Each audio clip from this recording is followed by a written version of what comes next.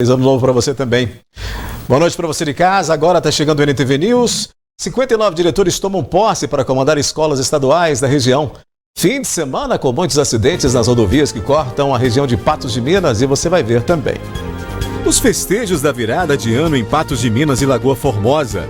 A celebração da primeira missa do ano na Catedral de Santo Antônio.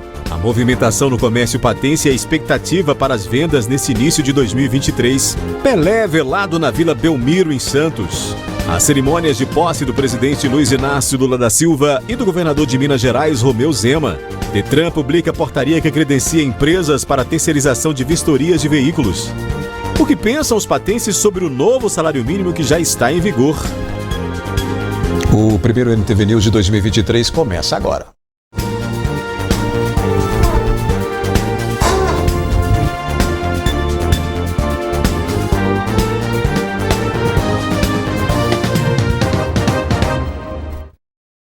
A gente começa com os destaques policiais. Um homem de 24 anos morreu e 6 pessoas ficaram feridas durante uma troca de tiros no bairro Guarani, em Uberlândia. O tiroteio aconteceu na Avenida Clássica, ao lado de um parque de diversões. Uma câmera de monitoramento da região registrou parte da ação. Nas imagens é possível ver várias pessoas na avenida bebendo e conversando por volta das 5 horas.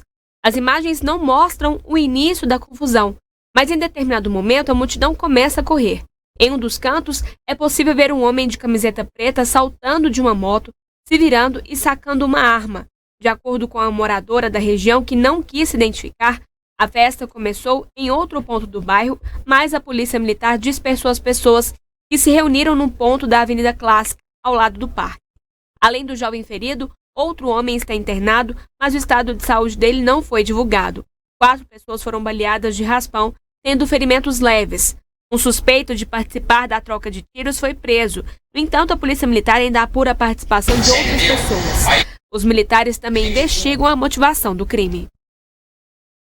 Na madrugada deste domingo, uma mulher de 23 anos foi presa por esfaquear o ex-namorado em Patos de Minas.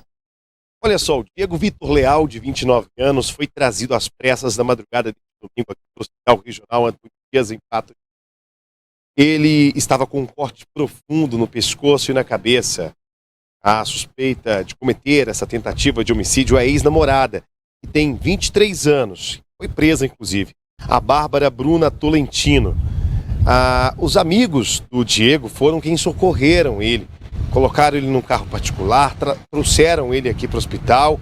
Inclusive, relataram, como ele pediu socorro. Ele ligou para um desses amigos, conseguiu ligar para um desses amigos e pedir socorro.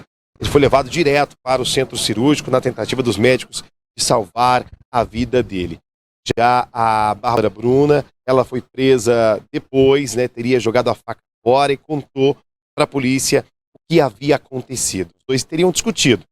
Ela contou que estava em casa na rua João Pinheiro, no bairro Santa Terezinha, em Patos de Minas, e que o ex-namorado foi até a rua para mexer com a bateria do carro. E ela então disse que teria que buscar os filhos em outra casa, os 2 filhos, na casa da mãe. Antes de sair, ele teria ficado parado, em pé, no portão e com uma faca, um facão na mão, dizendo que ela não sairia viva dali, ameaçando a mulher, segundo ela, riscando o facão no chão, amedrontando a mulher. Ela disse que aproveitou que estava com a faca na mão e foi para cima do ex-namorado, desferindo esses golpes que acertaram a cabeça e o pescoço, cortaram de maneira profunda. Logo depois de cometer o crime, ela fugiu do local, a arma utilizada, a faca, ela dispensou no meio do caminho, mas conseguiu ser presa pela polícia. E agora toda essa situação, a motivação verdadeira, a versão da vítima Diego, que está aqui internada no hospital regional, também vai ser passada dentro de um inquérito policial feito pela Delegacia de Homicídios de Patos de Minas, que apura também essa situação da tentativa de homicídio, e é a primeira tentativa de homicídio do ano que aconteceu aqui na cidade. A situação toda agora deve ser averiguada dentro deste inquérito policial. O estado de saúde do Diego Vitor não foi informado pelo Hospital Regional, que não passa nenhum tipo de informações a respeito de seus pacientes. Uma pessoa morreu durante acidente na tarde deste domingo na BR-365, em Patos de Minas, e pelo menos 3 ficaram feridas. A informação é de que uma caminhonete seguia sentido Patos de Minas a Varjão de Minas quando um carro entrou repentinamente na rodovia. O veículo teria saído de uma estrada de acesso à comunidade de Aragão.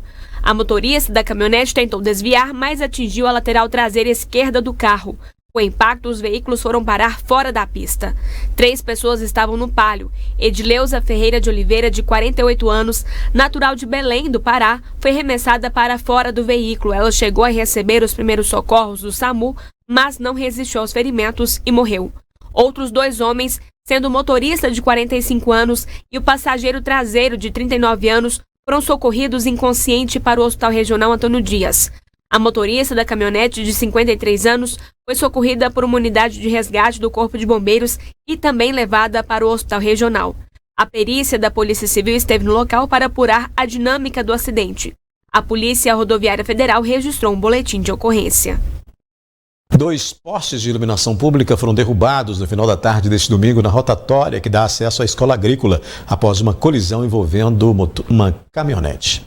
O condutor do carro perdeu o controle da direção do veículo e bateu em um poste. Pelo menos 2 postes foram derrubados após o impacto no primeiro. A fiação arrastou a segunda estrutura, que também se partiu. A batida foi tão intensa que os 2 airbags foram acionados. Segundo a Polícia Militar, uma testemunha contou que o carro era ocupado por 2 jovens. O condutor deixou a chave e o endereço dele com a testemunha, afirmando que iria chamar o proprietário do Lava Jato, de onde saíram com a caminhonete. No entanto, o dono do Lava Jato deu outra versão de um possível furto do veículo. O responsável pelo carro, que é funcionário da empresa, contou que deixou a S10 no Lava Jato na sexta-feira e, como não ficou pronto, ia buscar nesta segunda-feira.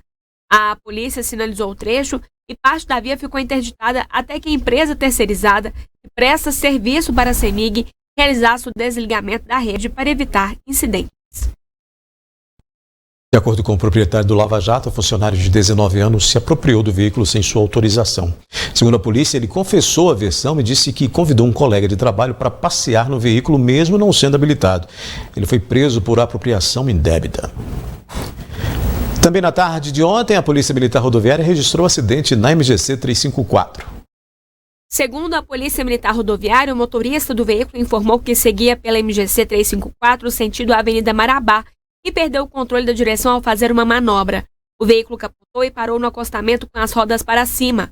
O condutor de 36 anos apresentava um corte no braço esquerdo com sangramento. Também estavam no veículo uma pessoa de 32 anos que apresentava um corte na cabeça com sangramento e queixava de dores pelo corpo, além das crianças de 9 e 4 anos que apresentavam hematomas no rosto e outra criança de 4 anos que não apresentava ferimentos. 2 ambulâncias do SAMU estiveram no local e, após os primeiros atendimentos, conduziram as vítimas para atendimento hospitalar. Segundo os policiais que fizeram o atendimento da ocorrência, todas as crianças usavam dispositivo de proteção, cinto de segurança e cadeirinha.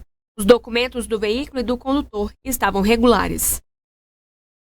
Na manhã de hoje, na BR-365, a Polícia Rodoviária Federal registrou um acidente nas proximidades do Café Patens. De acordo com as informações da PRF, a caminhonete D20, que seguia sentido Varjão a Patos de Minas, teria ficado descontrolada e entrado na contramão, onde atingiu uma carreta bitrem. Equipes do Corpo de Bombeiros realizaram os atendimentos e encaminharam o motorista da D20, de 65 anos, ao Hospital Regional. Os militares do 12º Batalhão do Corpo de Bombeiros realizaram a limpeza da via e utilizaram serragem para conter o derramamento de óleo e evitar novos incidentes. A pista, que ficou parcialmente interditada, foi liberada pela PRF por volta das 11 da manhã.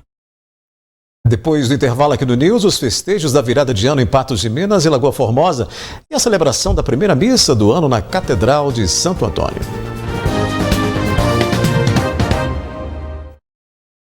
Na virada de ano em Lagoa Formosa, uma multidão se reuniu para assistir à queima de fogos comemorando a chegada de 2023. Em Lagoa Formosa, uma chuva de fogos de artifício foi preparada para quem estava no local. Os preparativos para o Réveillon da nossa cidade, Lagoa Formosa, é apenas os fogos e com um pensamento muito positivo de sair do ano de 2022 para o ano de 2023 com muita fé, com muita esperança e com muito amor e carinho, esperando que o 2023 possa ser um ano de muita felicidade, de muita paz, que o nosso Pai Poderoso dê a cada cidadão de Lagoa Formosa e de todo o Brasil, alegria e paz para viver em paz consigo mesmo. Moradores de outras cidades vieram acompanhar e, claro, quem mora no município já estava com muita expectativa. Estou esperando uma coisa bem bonita. A cidade é bem movimentada, chama muita atenção por causa disso e espero um grande espetáculo de fogos. Espero que esse ano seja um ano mais melhor, de muita saúde para nós todos, né? Que sejam melhores. Quando o relógio marcou meia-noite, começaram os fogos, encantando visitantes e moradores da cidade.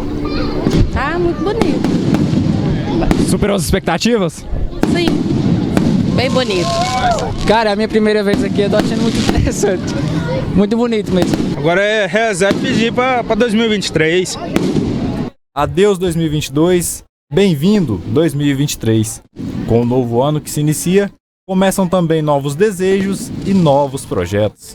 O que a gente espera para 2023 é sempre estar melhorando mais e mais e chegando no final dele vivo e bem, né? Feliz 2023 para todo mundo. 2023, muita saúde e paz para todo mundo, hein? Eu tô achando maravilhoso. Desejo um feliz ano novo, com muita paz, muita saúde, muita alegria e as bênçãos de Deus para todos nós. Maravilhoso, muito bonito, cara. E expectativa para 2023? Seja um ano bem melhor, né, que foi os últimos anos aí, né? Muita saúde para todo mundo aí. Você gostou, mocinha? Gostei, legal. Eu queria saber como fazia, eu achei que tinha fogo. E o que você espera para 2023? Um bolo. Bolo? Chocolate.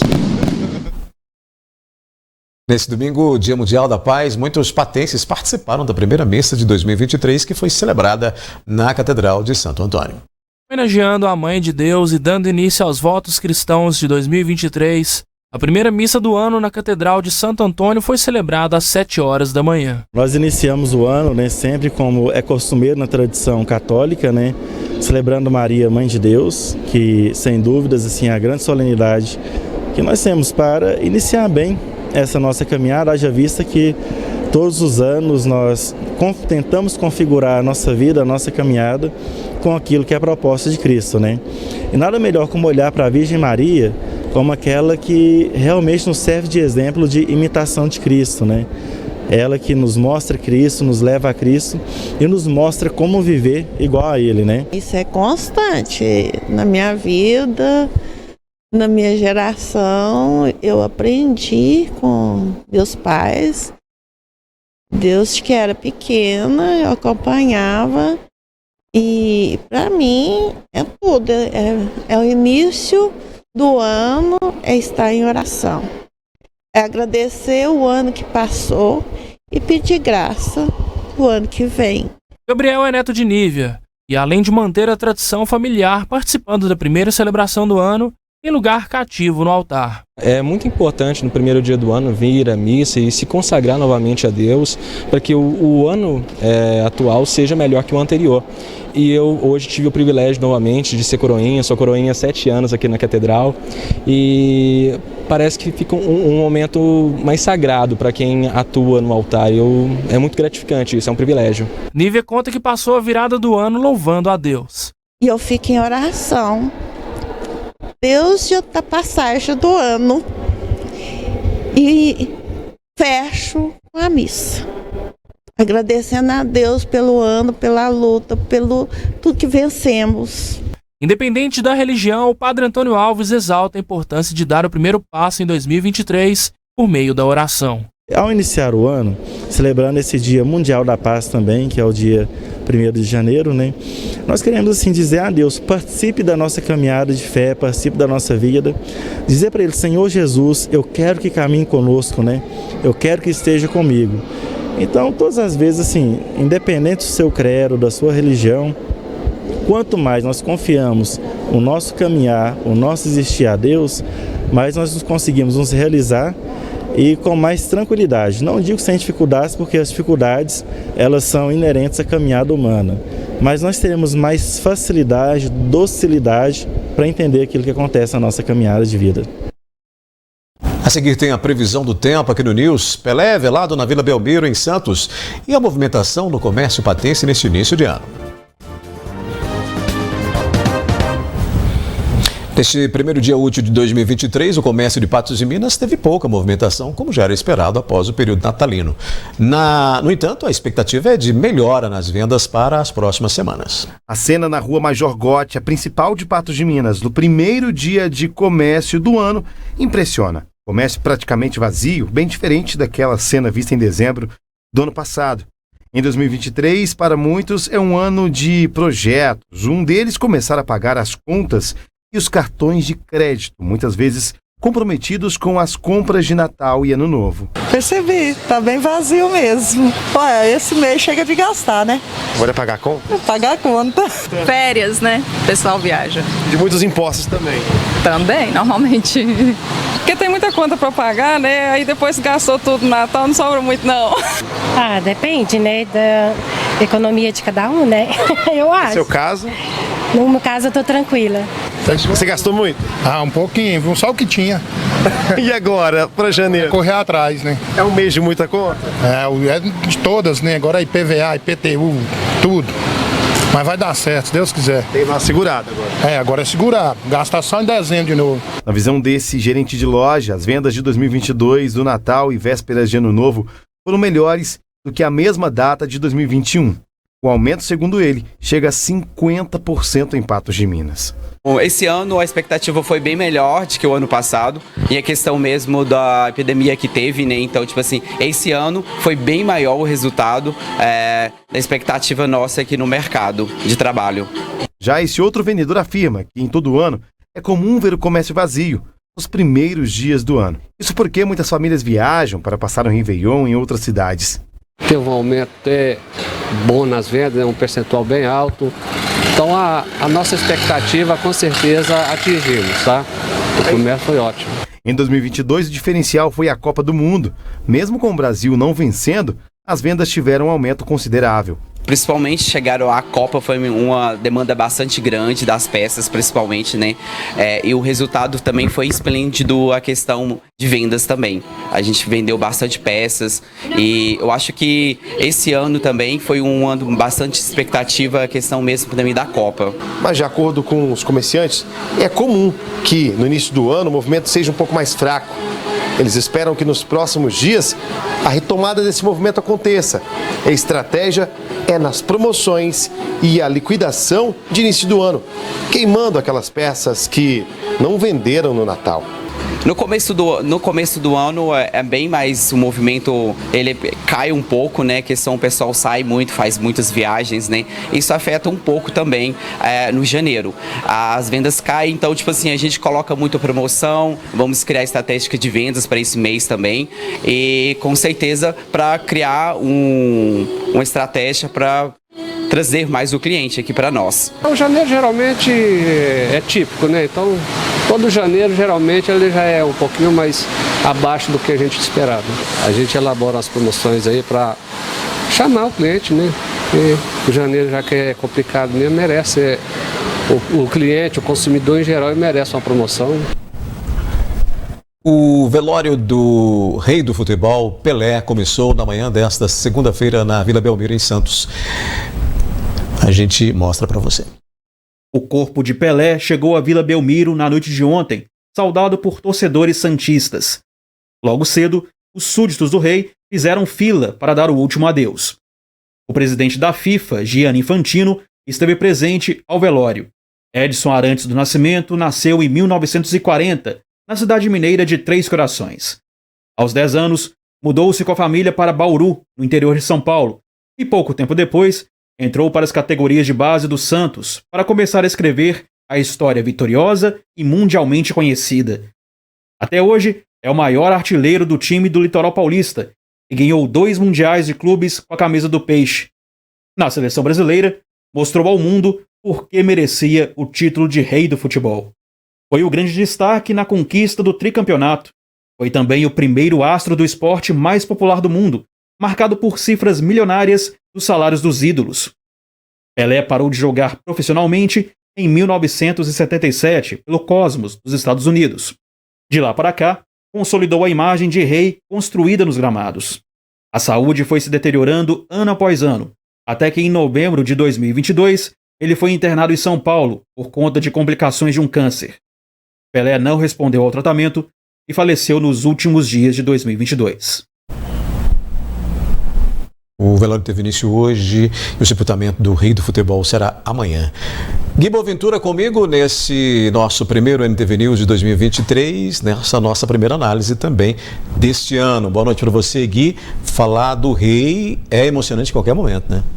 Boa noite para você, Odaí. Boa noite ao nosso telespectador. Olha, eu fico vendo aí, acompanhando a mídia, né, desde o dia da morte do Pelé, e mesmo antes da morte dele, todo mundo tentando explicar. O Pelé não se explica, não tem explicação para o Pelé, não tem explicação para a sua existência, não tem explicação pelo que ele fez, pelo seu legado, não tem nenhuma explicação. Pelé foi Pelé para ser reverenciado, para acontecer isso aí, ó, que o povo, a população, não é só torcedor, né, não é só o aficionado com o futebol, o mundo se rende aos pés do Pelé.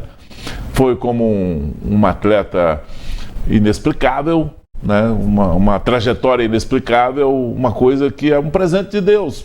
Ponto final, Deus pegou o Pelé e falou, olha, você vai lá desenvolver isso assim na terra, vai viver a sua vida, vai jogar futebol, né, e vai ser o melhor atleta de todos os tempos, e ele o é, né? Ninguém tem tantos feitos como o Pelé, ninguém tem tantas vitórias como o Pelé, ninguém tem tantos gols como o Pelé, ninguém tem tantos dribles como o Pelé, né? Então, e a melhor explicação eu ouvi de você, inclusive hoje pela manhã aqui, e já ouvi isso também por aí, que é o seguinte, você vê alguém fazendo uma jogada, marcando um gol, dando um drible, Pelé já fez. Pega todos os lances aí que o Maradona fez, o Pelé já fez e fez muito mais. Todos os lances que fez o Ronaldinho Gaúcho, que era um bruxo com a bola nos pés, o Pelé já fez. Esses chutes de longa distância, de média distância, falta, não sei o que, o Pelé já fez. Então, tudo que o mundo do futebol admira hoje nos grandes craques, Cristiano Ronaldo, Messi, Mbappé, o Neymar, seja lá quem for, o Pelé já fez. Você vai achar nas gravações, né, nos gols do Pelé, nos lances do Pelé, gravações de jogos da seleção brasileira e do Santos, o Pelé já fez. Então, o Pelé é o Pelé, ponto final. É uma instituição que precisa ser respeitada, precisa ser reverenciada pelo brasileiro, porque ele fez muito pelo Brasil, Odaí. E a gente sabe disso, a gente já acompanhou isso há muito tempo, que a gente vê os feitos do Pelé fora do Brasil, né? Fala-se que o Pelé parou guerra, o Pelé parou guerra, o Pelé levou o nome do Brasil. E eu ouvi uma explicação há poucos dias que para mim é a mais convincente possível. O Pelé é um homem, uma instituição ou uma entidade, ou seja lá um atleta, seja lá do que você quer chamar, que ele é conhecidíssimo por mais de 7 bilhões de pessoas. Olha só isso, olha o peso que tem isso. O cara é conhecido por mais de 7 bilhões de pessoas. São pouquíssimas, são as exceções, raras exceções de pessoas que existem no mundo e que não conhecem o Pelé. Todo mundo, todo empresário, toda empresa, todo produto quer fazer publicidade para ser reconhecido. Pelé é conhecido naturalmente, né? O Pelé se fez naturalmente. Se fez conhecer naturalmente. Numa época que não existia internet, rede social, engajamento, né?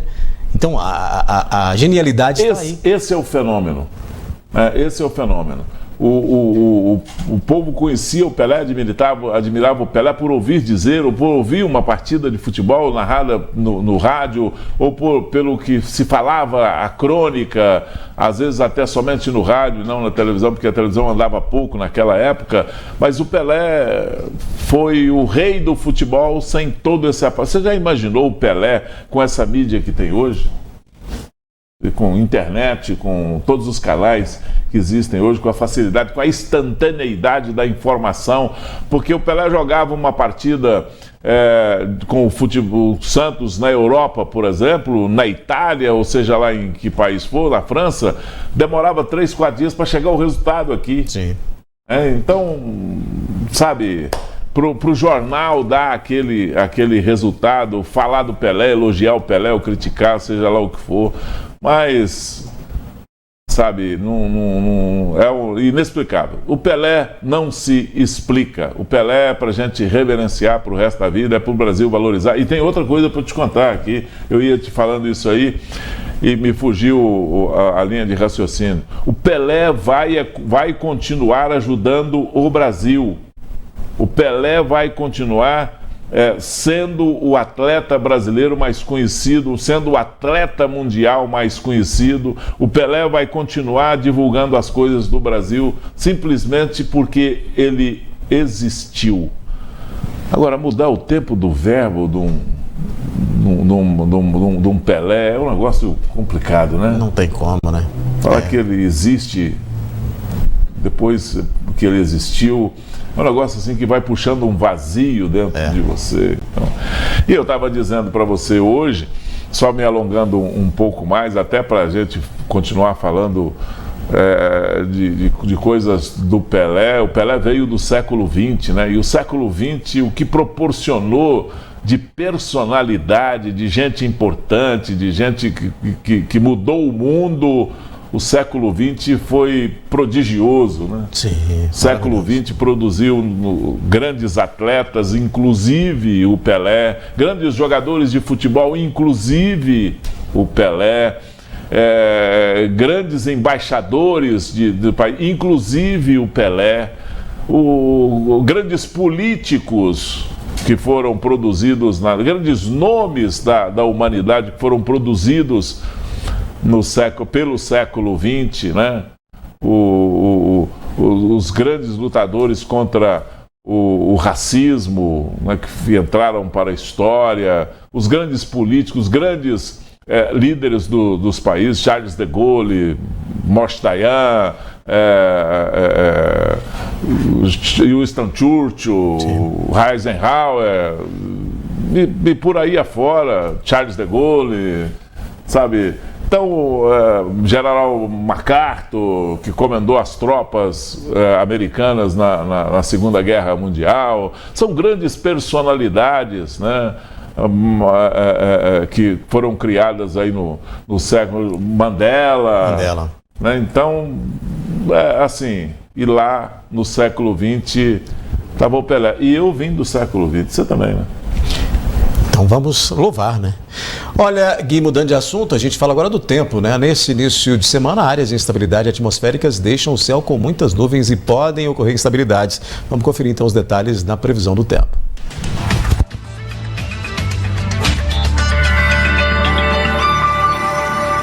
Promoção, armação mais lentes, só R$ 119,90. Pensou em ótica, lembrou New Color. Terça-feira deve ser com muitas nuvens e pancadas de chuva e trovoadas isoladas no Alto Paranaíba e Noroeste. Em Patos de Minas, as temperaturas variam entre mínima de 19 e máxima de 26 graus. Em Presidente Olegário, de 19 a 27 graus. Em Cruzeiro da Fortaleza, máxima de 25 graus. Em João Pinheiro, as temperaturas variam de 19 a 29 graus. E em Coromandel, mínima de 19 e máxima de 27 graus nesta terça-feira. Em instantes a gente continua com a análise da notícia e fala também das cerimônias de posse do presidente Luiz Inácio Lula da Silva e do governador de Minas, Romeu Zema.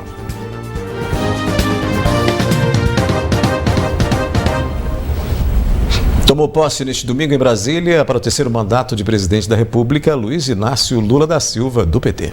O presidente Lula subiu a rampa do Palácio do Planalto acompanhado para receber a faixa presidencial das mãos de 7 pessoas que representaram a diversidade. Entre eles, uma criança, uma catadora, um professor e um indígena. No parlatório, o novo presidente do Brasil se dirigiu aos milhares de apoiadores na Praça dos Três Poderes e reassumiu o compromisso de cuidar de todos os brasileiros. Se queremos construir hoje o nosso futuro, se queremos viver num país plenamente desenvolvido para todos e todas, não pode haver lugar para tanta desigualdade. O Brasil é grande, mas a real grandeza de um país reside na felicidade de seu povo. E ninguém é feliz de fato em meio a tanta desigualdade. Na sequência, Lula recebeu os cumprimentos de 18 chefes de estados que vieram ao Brasil para prestigiar a posse presidencial. O presidente Luiz Inácio Lula da Silva também deu posse a 37 ministros após a cerimônia e participar, né, do parlatório e assinou os primeiros atos do governo, meu caro Gui Boaventura. Pois é, começa um novo governo no Brasil depois de um ano de muita discussão, né, de muito embate, de ideologias expostas, colocadas na mesa, de debates, eu diria que debates sangrentos até, no sentido figurado, mas que depois, com o tempo, vai passando, as coisas vão caindo nos seus lugares, umas esperanças de muita gente, ou uma esperança de muita gente, né, que tinha aquela ansiedade por vitória, que queria mudar o status do Brasil em termos de filosofia política, em termos como o Brasil deveria ser conduzido, ou por quem o Brasil deveria ser conduzido, né? Ideologias colocadas na mesa, muita esperança do pessoal da direita, que hoje você procura na rede social, você acompanha na rede social. Existem muitas frustrações, muitas mudanças de opiniões em relação a determinadas personalidades. Diga-se de passagem, o que está sendo criticado de sábado para cá, o vice-presidente Mourão, né, está sendo chamado de traíra, está sendo chamado de traidor, até mesmo por causa do seu pronunciamento à nação no sábado, questionando inclusive a exigência de que muita gente tinha, ou ainda está tendo, porque tem muita gente ainda que está nas portas dos quartéis no Brasil, muita exigência em cima das Forças Armadas, que a gente precisa entender que não é um poder, que é um instrumento. As Forças Armadas é um instrumento e não um poder. Isso precisa ser entendido por qualquer lado, por qualquer ideologia, e precisa ser usado na hora certa e da maneira correta para proteger principalmente o povo, para fazer a vontade principalmente do povo. Mas, por outro lado, há uma euforia muito grande também do pessoal da esquerda, que está colocando nas costas do presidente eleito uma obrigação muito grande. O Brasil tem que dar certo. O Brasil precisa dar certo. O Brasil não pode sair dos trilhos. O Brasil não pode voltar aquele Brasil, o país do futuro, de seu país do futuro, tem que ser um país de realização.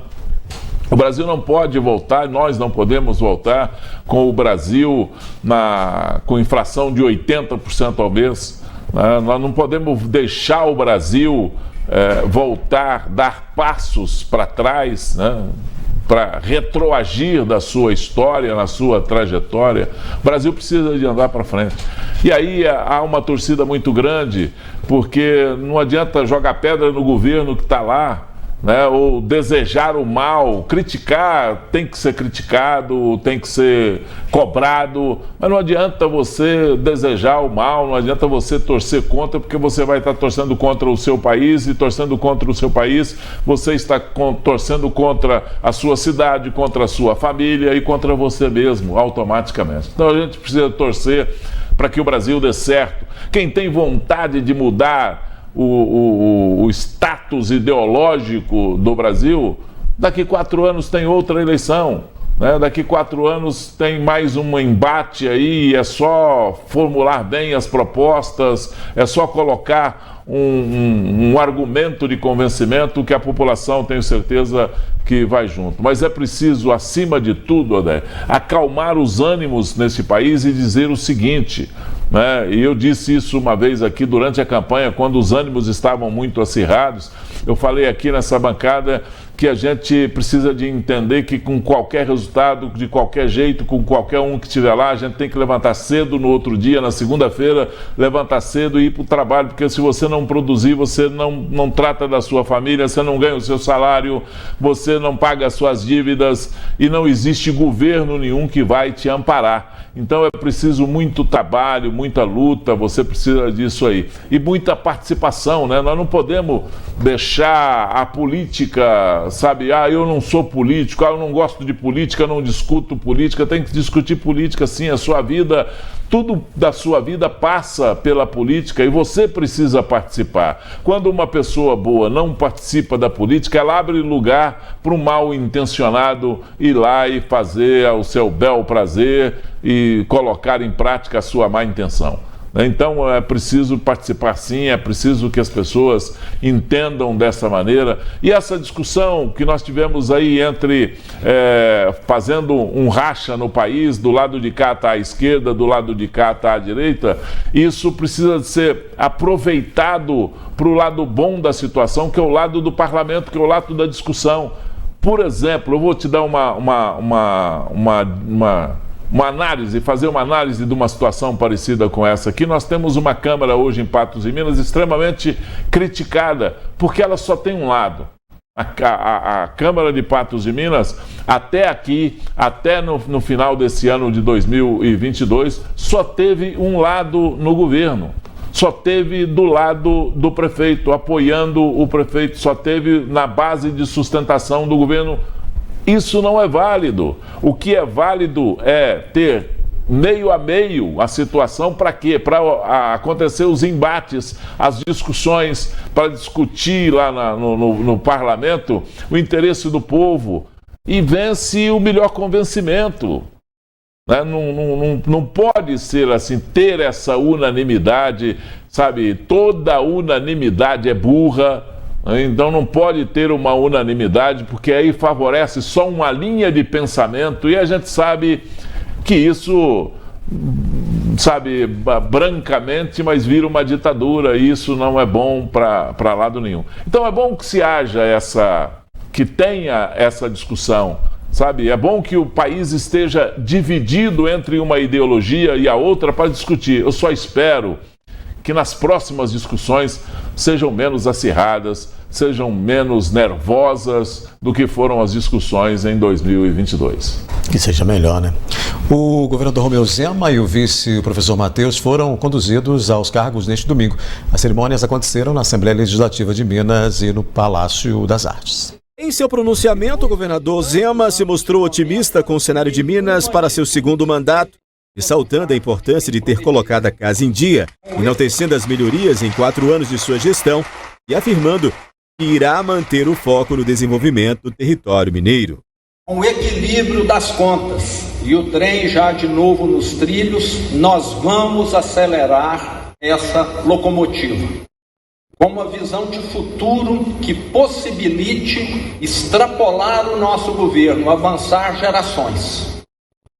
Para além das necessárias justiça social e sustentabilidade ambiental, mas também projetos de inovação que diferenciem para melhor o estado de Minas em relação ao restante do país. Garanto que não iremos decepcionar dentro do objetivo de termos novamente uma gestão viável, ao lado dos mineiros, para que tenhamos de volta nosso orgulho e esperança. Reafirmo a missão e sigo carregando junto com a bandeira de Minas no peito, com muita honra e disposição. Afinal de contas, nós mineiros sabemos que nada substitui o trabalho. O governador vai para o segundo mandato e entre as promessas de campanha está a ampliação do Hospital Regional de Patos de Minas. Há uma expectativa sobre isso também, né? Pois é, o governador Romeu Zema, ele ficou devendo para o Alto Paranaíba, o Triângulo Mineiro e para o noroeste de Minas Gerais, ele ficou devendo muito nesse seu primeiro mandato. Ele não fez absolutamente nada por essa região aqui. Ele simplesmente não olhou para essa região aqui e assim mesmo dificultou algumas coisas, tomou outras. Tem essa questão aí da BR-365 que olha a situação da rodovia, e isso por conta dele, que virou uma discussão de se privatiza, não privatiza, se conserta, se não conserta, vem da federação da União para o Estado, não vem da União para o Estado, entra na Justiça, ficou esse jogo de empurra e a rodovia está nessa situação que está aí hoje, praticamente intransitável, e ela vai ficar cada vez pior nessa época de chuva, porque quando a chuva fica difícil a restauração, fica difícil o conserto, a manutenção da rodovia, e a chuva ainda prejudica muito mais. Então ela vai ainda passar por esse ano de 2023 numa situação lamentável. Nós vamos ter aí mais 6, 8 meses de rodovia muito ruim na BR-365. Nós temos o caso do hospital, o caso da saúde no estado de Minas Gerais, é uma saúde precária, muito mal administrada. O estado de Minas Gerais hoje tem um problema muito sério com esse modelo que está sendo implantado de se eximir da responsabilidade, o Estado, né, e não cuidar da saúde pública como ela deveria. Nós temos uma saúde pública hoje extremamente burocrática. Uma pessoa, para conseguir entrar num hospital regional, é um Deus nos acuda. Tem que estar praticamente morrendo e tem que ter a participação da imprensa e se brincar, tem que ter a justiça no meio, senão não entra no hospital. É um absurdo um negócio desse. Nós temos um hospital do tamanho do hospital regional para atender 700 mil pessoas. Ah, mas tem a Santa Casa aí. Pois é, a Santa Casa ainda está engatinhando ainda e não tem condição de se manter ainda pelas próprias pernas ou simplesmente só com o dinheiro do SUS. Então é um estado extremamente complicado. E aí vai por outro lado que a administração pública municipal também, para tirar o corpo fora, não investe na construção, prefere pegar o dinheiro que arruma para colocar na Santa Casa, que é um hospital regional e não é um hospital só de Patos de Minas, ajudar no hospital regional, seja lá de que forma for, arrumar dinheiro para o hospital regional, para a Santa Casa, e não pensa em construir um hospital municipal para Patos de Minas, que carece disso, um ambulatório, uma maternidade, sabe, um pronto-socorro com porta aberta para atender os pequenos incidentes e acidentes. É preciso disso, é preciso pensar nisso aí. E, por outro lado, o Estado se furta a administrar bem, pelo menos se furtou nesse primeiro mandato do Zema, de investir nos hospitais regionais que estão para serem construídos no estado de Minas Gerais, obras que precisam ser terminadas, promessas que precisam ser cumpridas, mais um hospital regional, inclusive aqui para a nossa região, para cobrir a ponta lá, o norte da região noroeste do estado.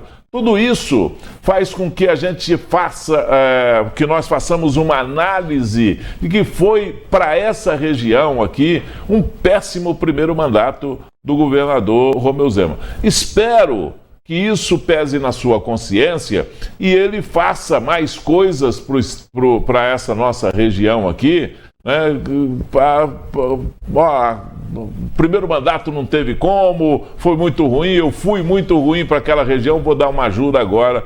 e faça alguma coisa de boa para a nossa região aqui. Pelo menos para cobrar, nós vamos estar aqui dando o grito sempre, lembrando que ele precisa fazer muito por essa região aqui, onde ele foi muito bem votado, diga-se de passagem, nas 2 eleições dele. Sim. A gente vai fazer um rápido intervalo, já a gente fala sobre o novo salário mínimo que já está em vigor. Tomaram posse nesta segunda-feira na rede estadual de ensino mais de 50 diretores que passam a comandar escolas em Patos de Minas e região. 119 diretores e vice-diretores tomaram posse em 59 escolas de 14 municípios da região, incluindo Patos de Minas. O diretor, ele é o carro-chefe junto com seus vices, né? E eles é quem faz a escola ser cada dia melhor. Acabei de falar com os diretores que eles têm responsabilidade de levar a escola adiante a cada dia. Então, assim, tem que ter aquele entusiasmo que não pode nunca acabar, né? O diretor precisa ser um verdadeiro entusiasta todo dia para que os servidores possam sentir o prazer de estar. E o nosso alvo maior, que é o aluno, né? Nós precisamos a cada dia fazer com que esse aluno sinta-se feliz nas escolas. Ele é a razão do nosso trabalho. Em Patos de Minas foram empossados 26 diretores em 26 escolas, além de 27 vice-diretores. Esse é um momento muito importante para a educação mineira. Hoje, dia 2 de janeiro de 2023, os diretores e vice-diretores eleitos de forma democrática por toda a comunidade escolar estão tomando posse e entrando em exercício nas respectivas funções. O gestor escolar, juntamente com a vice-direção, tem um papel muito importante no bom andamento das ações desenvolvidas na escola no dia a dia. Então, hoje é um dia muito importante para a educação. William Mota permanece na direção da Escola Estadual Bernardo Afonso e relata quais são os desafios do cargo. Considero que nós temos enfrentado um problema muito sério nas escolas, acredito que de modo geral, com o retorno às aulas pós-pandemia.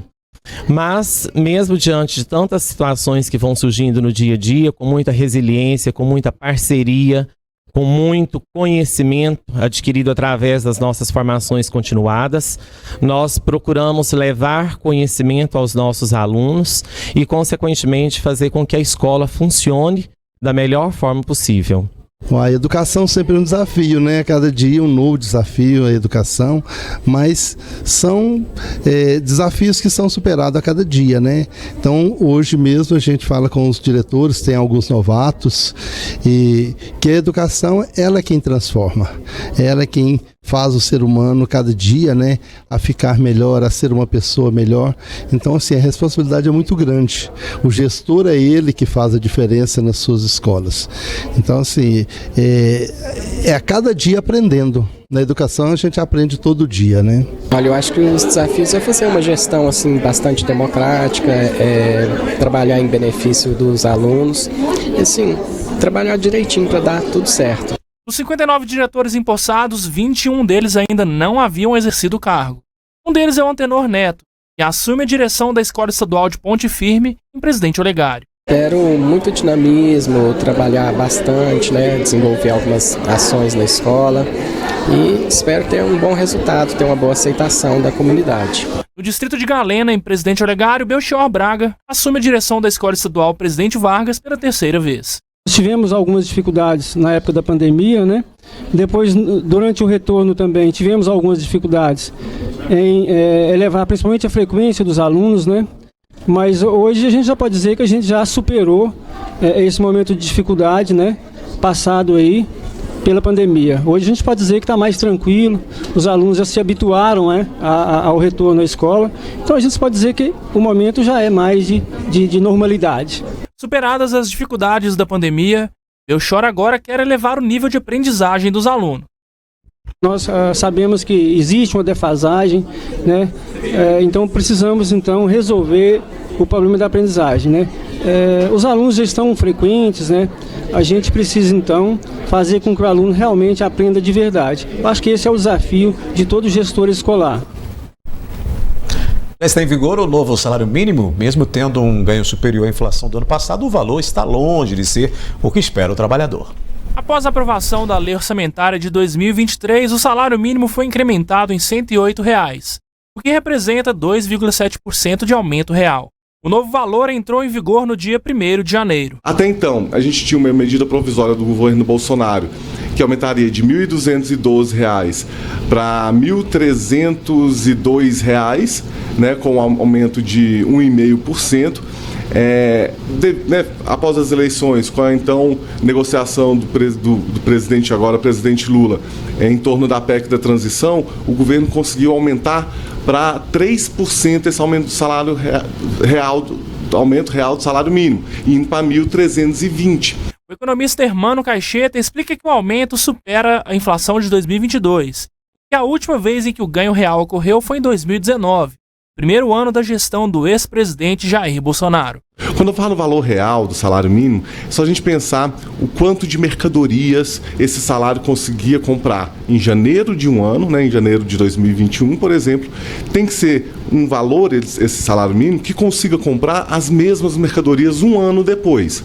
Então, como o preço das mercadorias vai subindo ao longo do ano, o salário tem que, no outro ano, subir, né, acompanhando esse nível da inflação, normalmente o IPCA, para recompor essa capacidade de compra do salário mínimo. E é esse conceito que a gente chama de salário mínimo real, ou seja, quanto de fato o assalariado tem capacidade de comprar com essa remuneração mínima definida pelo governo. Hermano salienta que, apesar do aumento, a quantia não se equipara a todo o crescimento registrado em 2022. O PT conseguiu um salário mínimo maior do que o governo Bolsonaro tinha proposto, né, na sua medida provisória, mas também não é aquele aumento do salário mínimo que o PT praticava nos anos anteriores. Ficou no meio termo, ficou entre o pequeno crescimento do salário mínimo que o governo Bolsonaro tinha proposto, dobrou, né, esse crescimento, saiu de 1,5% para 3% de crescimento, mas também não foi o aumento que acontecia nos anos anteriores, quando o PT ficou conhecido pela política de valorização do salário mínimo. Com certeza não, mas em comparação com os outros anos que não teve um aumento significativo, já é algo a se comemorar, né? Mas ainda tem muito a pensar nesse salário mínimo, porque as coisas são muito caras e a gente sabe que precisa aumentar bastante ainda. Acho que às vezes sempre quando aumenta é bom pra gente, né, pra população, mas pra uma pessoa que hoje em dia viver com salário mínimo é meio difícil, né? As coisas estão aumentando, gasolina, os impostos sempre aumentam, então eu acho que dá pra ajudar, né? Dá pra ajudar todo mundo, mas é complicado. Bem complicado. Mesmo com o aumento de quase 9%, um levantamento do DIEESE, Departamento Intersindical de Estatística e Estudos Socioeconômicos, avalia que o salário mínimo ideal para uma família brasileira deveria ser de pelo menos 5 vezes ao piso praticado pelo governo federal. Esse valor hoje, né, seria então de R$ 6.388, ou seja, um salário mínimo que fosse suficiente para um trabalhador, um chefe de família, conseguir remunerar moradia, alimentação, vestuário, lazer, transporte para ele e uma família, para ele, a esposa e 2 crianças. A pesquisa do DIEESE foi realizada em 17 capitais brasileiras e leva em conta o valor da cesta básica. A política de recomposição do salário mínimo, né, de valorização do salário mínimo, ela é uma tentativa de recompor historicamente a função que o salário mínimo deveria ter, né, de realmente ser uma remuneração mínima para um trabalhador viver dignamente, ter acesso à alimentação, a vestuário, a moradia, a lazer, o que está muito longe, né? Hoje a gente já tem um salário mínimo em algumas regiões muito próximo do valor da cesta básica, que seria só o componente de alimentação. Então, essa volta da política de valorização do salário mínimo é uma tentativa da gente voltar a resgatar o papel do salário mínimo como essa mínima remuneração para que uma família consiga ter a dignidade e acesso à alimentação, vestuário, né, aos bens necessários para viver em sociedade. É que o poder de compra do brasileiro caiu muito, né? E aí, quando o salário mínimo chega, embora ele tenha aí um ganho referente à inflação do ano passado, impacta muito pouco quando o cidadão chega para fazer a compra, para adquirir produtos, né, com esse poder de compra mais baixo. Aí, nesse caso, em relação ao salário mínimo, eu acho que é uma boa oportunidade para a gente começar a discutir uma outra coisa. O nosso conservadorismo em relação às leis trabalhistas. Nós precisamos de evoluir isso aí. E não é evoluir tirando direitos do trabalhador.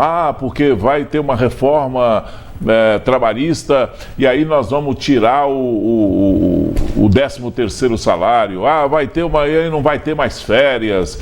Não vai ter isso, não vai ter aquilo outro. Isso precisa parar. Nós precisamos de discutir para evoluir. Nós precisamos de evoluir como outros países evoluídos se procedem. Então nós precisamos de essa lei nossa lá do Getúlio Vargas, né? A lei trabalhista no Brasil, ela do governo Getúlio Vargas. Então, o Brasil precisa de evoluir, precisa de reformas. Não é só falar que o salário mínimo não dá nada, porque essa questão do salário mínimo no Brasil, se aumenta o salário mínimo, o patrão aumenta o produto dele, porque ele coloca o salário do funcionário dele na conta do preço do produto que ele vende, e não pode ser diferente. Então a gente precisa mudar o jeito de remunerar. Nós precisamos de ser um pouquinho mais evoluído nisso aí, nós precisamos de ser menos tradicionalista, sabe, menos conservadores nessa questão do relacionamento capital-trabalho, para a gente evoluir, né?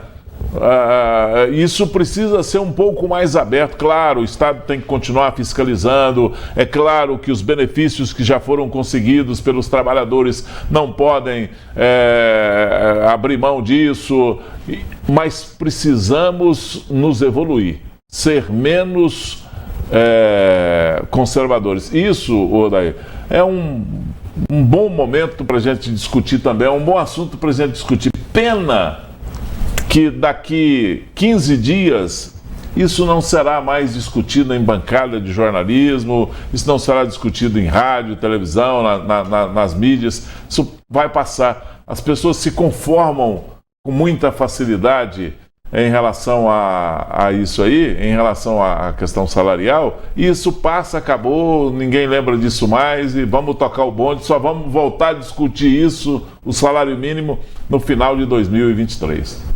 Pois é. Vamos encerrar a análise e também o News de hoje. Gui, obrigado pela presença. Amanhã a gente volta. Estaremos aqui. Um abraço para você, boa noite ao nosso telespectador. Obrigado pela companhia e até amanhã.